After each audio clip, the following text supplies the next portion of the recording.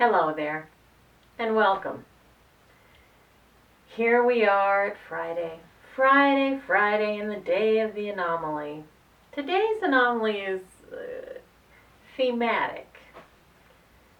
When I was teaching young people, I often assigned writing poems to them. Now, this partly came from the way I taught in the first school I had a teaching job. It was a wonderful, wonderful school, and they did something very innovative with their curriculum.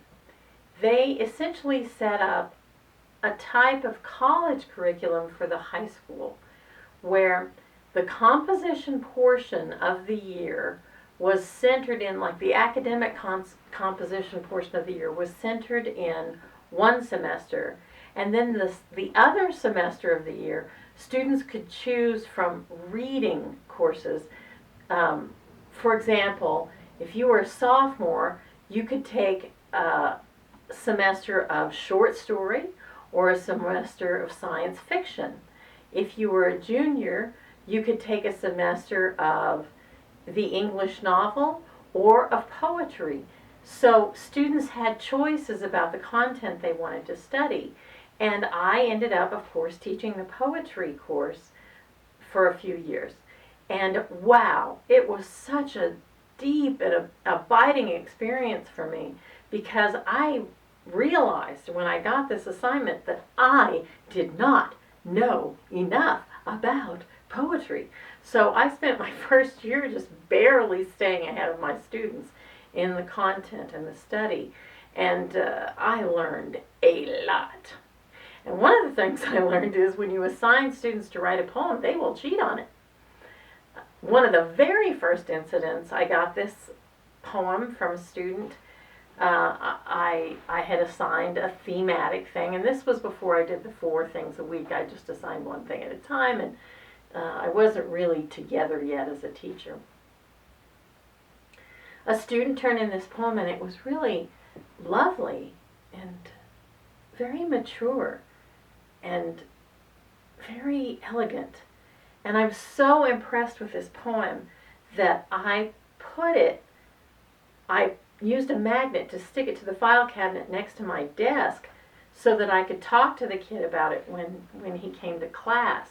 And I had other classes before that kid's class that day.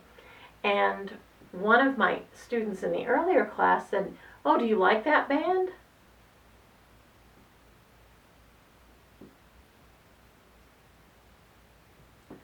This was before all the computer check systems. This was before everything. This was before I had my feet under me as a teacher. But somehow or another, a secret, silent hand had guided me for a way to check if this kid was really this talented. Sometimes kids are really talented. Sometimes they achieve amazing things as poets. But this kid, he cheated.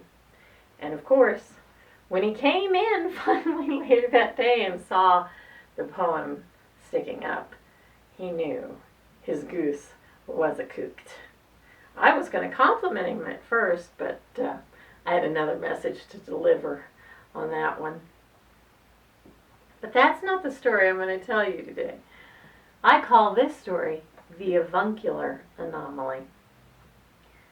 Students often would try to run things by me to see if I knew what I was talking about, and they were charming in that they had so little experience of literature. They often picked from the great classics that every human being my age had at least some experience with, and certainly I had read plenty of them, so I often caught them when they were up to something. But poetry is a different matter because, of course, song lyrics are poetry, and there are a lot of there's innumerable poems out there. That's probably the wrong word, but myriad poems out there that I've never read because there's simply so many of them. And one of my students one day turned in a poem that was pretty good. It was a nice poem, but I noticed she used the word avuncular in the poem. Avuncular. Now, I happen to know that word. It's not a commonly used word. It's one of those words that sits over in the corner of the language where the Oxford Dons like to hang out. And so when I saw Avuncular in her poem, my little bells of experience went blaring, and I knew she didn't write this poem. She didn't write a poem with the word avuncular in it. But this was before internet checking and all that silliness. So I called her out into the hall for a conference, and I said, it's a really interesting poem. You use the word avuncular in here. Why?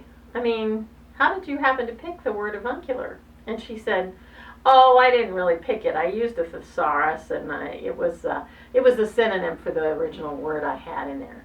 I said, oh yeah? Wow. What was the synonym?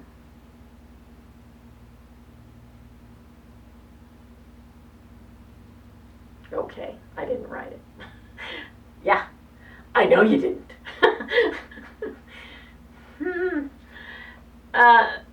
This is one of the things that if you're paying attention, if you're looking, you'll spot this every once in a while. A kid will try to cheat and they'll be so lousy at it and so lazy at it that they just do something foolish.